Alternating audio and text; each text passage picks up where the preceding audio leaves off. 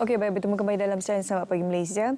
Hari ini, selain daripada kejayaan daripada para pelajar yang kita kongsikan daripada Sekolah Seri Puteri seketika tadi, juga kita nak kongsikan berkenaan kejayaan seorang lagi wanita yang menceburi bidang perubatan dan juga bidang peragawan. Ini adalah dua bidang yang cukup berbeza sekali, dua cabang yang sememangnya memperuntukkan komitmen yang begitu tinggi sekali. Kita bersama dengan seorang tetamu di studio hari ini, saya perkenalkan, iaitu Dr. Lashila Darmadas selaku Doktor Perubatan dan juga model ataupun peragawati lah.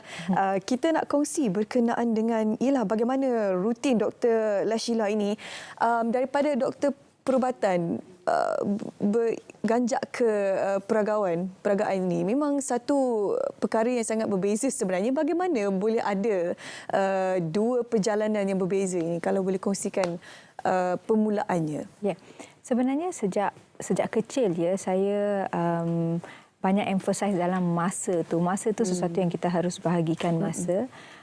Kita fokus dalam apa benda utama, kita harus fokus, sama sekali juga benda yang kita berminat lah. So of course saya seorang doktor estetik, saya bekerja di Toscana Medical Clinic, saya bekerja Isnin sampai hari Sabtu. Okay. Dan setelah itu waktu hari Minggu, Sabtu dengan Ahad, saya belajar modeling di ARP Elite Studio bersama dengan Miss Evelyn dengan Mr. David lah. So memang dua benda yang berbeza, tapi modeling juga berkaitan dengan kecantikan. Bagaimana kita menampilkan diri depan orang. Ya, benda-benda ini sangat attract saya. Dulu waktu kecil memang saya nak jadi seorang, saya ada minat dalam bidang ini, tapi sebab saya menumpukan masa dan waktu dalam pelajaran, so maka setelah saya menjadi seorang doktor, saya ceburi dalam bidang yang saya minati. Berapa tahun dalam sektor perubatan, berapa tahun dalam sektor peragaan ini sebenarnya? Mana yang baru, mana yang dulu? Sektor peragaan ini, modeling adalah sesuatu yang baru. Okay. Tahun lepas saya baru ceburi. Okey. Dan saya mengambil bahagian dalam pertandingan dan saya memenangi bahagian, saya menjadi juara wanita untuk KL Runway Model Search tahun 2023. Recent lah kan? Baru-baru ni. Recent, ya. Okey, berapa lama dengan dalam sektor perubatan ni? Dalam sektor perubatan sejak tahun 2006. Sejak tahun 2006, ya. Doktor estetik, ya. Bukan mudah sebenarnya bagaimana pembahagian waktu itu, sebab bila menjadi model atau peragawati ni kena shooting, you're gonna be in long hours in the studio, makeup and everything kan. Kita akan duduk dalam studio dalam satu tempoh waktu yang lama sebab nak kena ada rakaman, ambil gambar tu tempohnya lama, bukan sekejap. Jadi bagaimana pembahagian waktu tu? Pagi bangun nak masuk klinik, balik masuk hospital. So sebab tu time management tu very important lah. So dulu waktu kecil ayah saya mengajar time management. Dulu waktu kecil saya fokus dalam pelajaran dan juga sukan. Saya sampai mewakili negara untuk sukan, untuk jalan kaki dan juga maraton. So waktu tu memang kita ada schedule sebenarnya. So benda yang sama saya apply setelah saya menjadi seorang doktor. So saya of course pada awalnya kita harus fokus kerja kan. So saya fokus kerja sampai dah stabil sikit, okey sikit dalam kerja. So waktu tu saya ada extra time. Bukan extra time, saya cari masa untuk ceburi dalam bidang yang saya minati. Of course, modeling was always there. So, of course, bila kita pergi modeling pun berjam-jam, ya, kena pakai tumit tinggi berjam-jam. Sometimes after working hours, sometimes sampai 1 pagi, 2 pagi. So, kita harus sacrifice lah. Kata kita minat dalam sesuatu dan kita nak capai sesuatu, kita harus cari masa dan sacrifice. Bercakap berkenaan dengan masa ni, kat Malaysia ni memang terkenal dengan culture kita kan, berkenaan masa, pembagian masa dan sebagainya. Apa nasihat yang boleh diberikan oleh doktor sendiri untuk kita memulakan perancangan masa yang efisien sekali dalam sehari tu, 24 jam tu, untuk kita bahagikan dengan perkara-perkara yang kita minat, dengan tanggungjawab hakiki kita dalam kehidupan dan sebagainya? So, of course kita nak tahu apa kita punya goal, apa yang kita nak capai dalam hidup dan apa yang kita punya main focus. Kalau main focus, of course kejaya utama kita. So, yang itu kita bahagikan masa yang lebih sedikit dan of course kita akan ada mungkin kalau boleh dalam 1 jam ke 2 jam, kita fokus kepada benda yang lain. Kalau tak, dalam 1 minggu kita cuba cari waktu itu sendiri.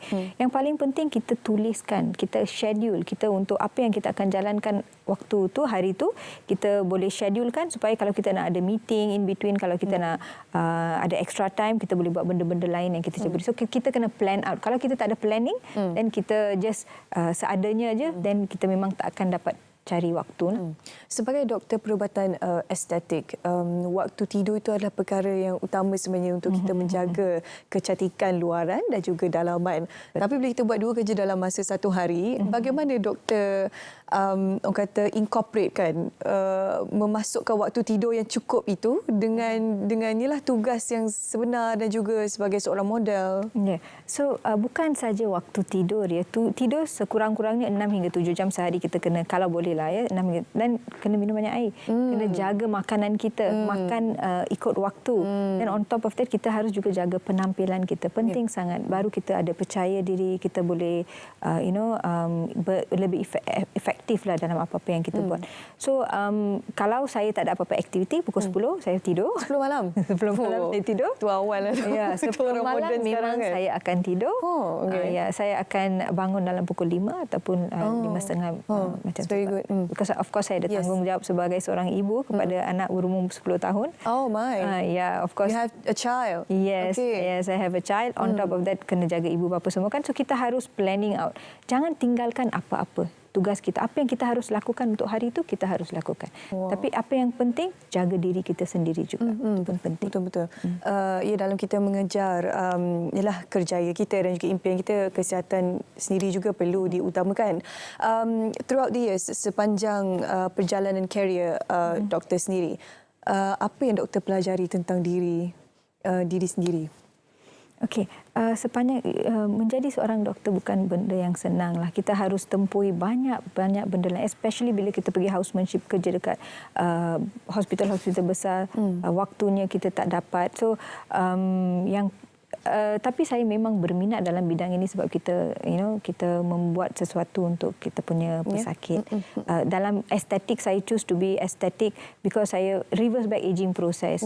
Kembalikan keremajaan. Kita tak semestinya menjadi tua dan fungsi-fungsi lain, kegiatan lain kita turunkan. Kita boleh buat apa yang kita nak buat dalam hidup kita dan age gracefully. So banyak perkara sebenarnya saya belajar, banyak perkara, banyak pengalaman yang saya dapat waktu saya bekerja, dan sekarang every day is a new learning day. So setiap hari saya ambil belajar dan mengetahui perkara-perkara yang baru. Apa yang doktor ingin capai dalam bidang modeling ni sebenarnya? Ialah, I mean, we see your career as a aesthetic doctor, career doctor, sebagai doktor estetik. Kita nampak dah jauh dah perginya tu. Tapi dalam modeling ni apa yang cuba dicapai? Okey, sebenarnya age is just a number lah kan. Sebenarnya terutamanya bagi wanita-wanita di luar sana, mungkin mereka sudah berumah tangga, mungkin mereka fikir, oh dulu waktu kecil saya nak buat benda ni semua tapi saya tak dapat buat, mungkin sebab sekarang saya dah tua. So age is just a number. Buat apa yang kita nak buat. Dalam modeling ini, saya mahu, of course, saya nak lebih wanita menjadi, mengambil saya sebagai inspirasi untuk buat apa saja yang mereka boleh buat. Tak semestinya golongan profesional tak boleh menceburi dalam bidang modeling. So every day, as I said, I'm learning, masih dalam proses learning. So apa yang kita boleh capai, kita try to achieve as much as possible. Cuba doktor bagi motivasi sikit untuk wanita-wanita ataupun mak-mak luar sana kadang yang yelah, putus harapan nak kejar impian mereka ataupun rasa macam banyak sangat penghalang untuk mereka mendapatkan sesuatu dalam kehidupan disebabkan oleh faktor, contoh yang paling kerap kita dengar, dah berkahwin, dah ada anak, tapi ada impian yang nak dikejar ni kan. Apa antara kata-kata semangat yang doktor boleh berikan kepada mereka? So seperti yang saya cakap, kita punya tanggungjawab, apa tanggungjawab kita harus selesaikan tanggungjawab. Itu jangan abaikan, itu penting sekali. Tetapi kalau sekiranya kita ada cita-cita untuk mencapai sesuatu tu, jangan bagi alasan seperti umur sebagai salah satu alasannya. Misalnya saya nak bagi satu contoh, sebenarnya saya juga ceburi dalam bidang taekwondo waktu saya muda. So waktu saya pergi belajar, saya stop untuk 22 tahun. So tahun lepas saya masuk taekwondo dengan anak saya, sekali dengan anak saya, dan tahun ni baru saya dapat black belt. Oh, congratulations. So tidak ada halangan. Anak pun kita jaga, rumah pun kita jaga, diri kita sendiri pun kita harus bagi waktu untuk diri kita sendiri. Jaga diri sendiri, sayang diri sendiri dan ceburi dalam apa-apa jua bidang yang kita minati. Oh, menurut ramah doktor ni, saya rasa macam apa saya buat selama ni dengan hidup saya. Selain daripada jadi pengacara kan. Okey, kalau saya boleh terinspirasi dengan doktor. Bagaimana anda menonton sekarang ni kan? Cuba komen sikit kalau tengah tengok live tu kan. Kalau ada apa-apa soalan nak tanya ke dekat doktor kan. Okey, lepas ni apa lagi perkara lain yang diburu oleh doktor selain daripada ialah kerjaan sebagai doktor estetik, sebagai seorang model. Saya yakin doktor ni dia takkan berhenti ni. Dia ada perkara dalam list itu yang dia nak capai tu. Betul. Saya juga sekarang tengah buat banyak awareness video tentang kesihatan. So saya nak masyarakat di luar sana tahu tentang kesihatan. Kesihatan adalah sesuatu yang sangat penting. Itu adalah aset untuk kita tu supaya kita dapat hidup dalam quality life lah. So saya tengah buat awareness video. Sometimes ada free consultation, mereka tanya and all that. So benda ni masih saya buat. Saya memang passion saya dalam bidang ini, awareness.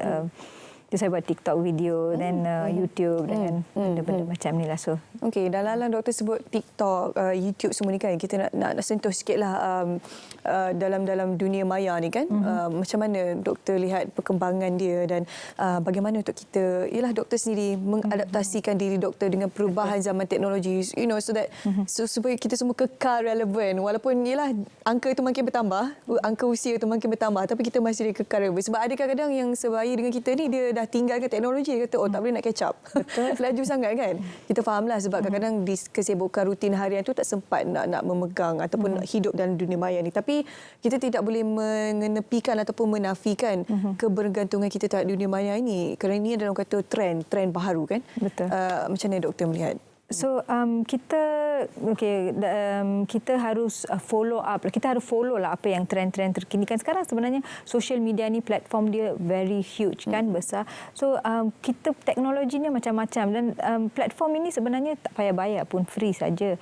Tapi kita menggunakannya dengan cara seeloknya. Kalau kita nak memberitahu masyarakat tentang sesuatu yang baik, kita pakai untuk kegunaan yang baguslah. So boleh berfikiran kreatif. So sejak saya try platform ni, sebab kalau kita tak cuba kita tak akan tahu. So waktu tu saya saya try TikTok tu pun sebab anak saya. So anak saya cakap, "Mami, ada TikTok boleh ni." Okey saya try. So initially saya try nak ambil video-video biasa je. Dan saya tengok, oh wow, this platform ni boleh bagi banyak benda lain. So kita ambil kebaikan dia saja, jangan ambil keburukan dia. Of course semua platform ni ada keburukan dia sama sekali. We're on the same page. Kita dalam mempunyai pendapat yang sama berkaitan dengan media sosial ni. Sebenarnya ialah macam TikTok ni dia banyak ada stigma negatif sikit kan. Kita sebut TikTok je orang fikir menari apa semua. Tapi sebenarnya kalau kita gunakan platform ni dengan baik, banyak sebenarnya ilmu yang kita boleh dapat macam doktor kongsikan kan. Kenaan ilmu kesihatan tu penting sebenarnya. Kita tak dapat kat sekolah. Kat sekolah kita belajar general je, sains kan.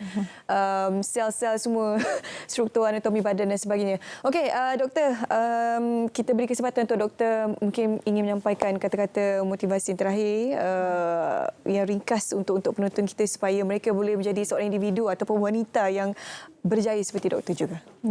So wanita-wanita di luar sana, saya tahu wanita sangat sibuk ya, multitasking means wanita. Okey, so kita boleh menjaga, kita boleh buat banyak perkara. So kalau kita fokus dalam kerjaya, tetapi cuba juga cari minat yang ada dalam benda lain, dalam bidang lain selain daripada pekerjaan. Dan ceburi dan age is just a number. So try to cuba untuk keluarkan bakat-bakat yang terpendam yang adalah mungkin cooking dalam masak ke ataupun mungkin dalam perkara lain. So cari bakat yang terpendam tu dan capai sehingga berjaya. Okey, kita nak angkat martabat wanita Malaysia ini kan. Terima kasih doktor kerana memberi inspirasi dan juga memberi kata-kata semangat untuk terutamanya penonton wanita kita di luar sana untuk menjadi seseorang individu yang berjaya. Pada pagi ini, kalau anda terlepas mengikuti perkongsian, boleh ke YouTube, tak apa, untuk mendapatkan apakah antara tip-tip yang akan diberikan ataupun telah pun diberikan oleh doktor seketika tadi. Kita nak berehat seketika, kembali selepas ini ada banyak lagi topik menarik yang kita akan bawakan untuk anda. Jangan ke mana-mana.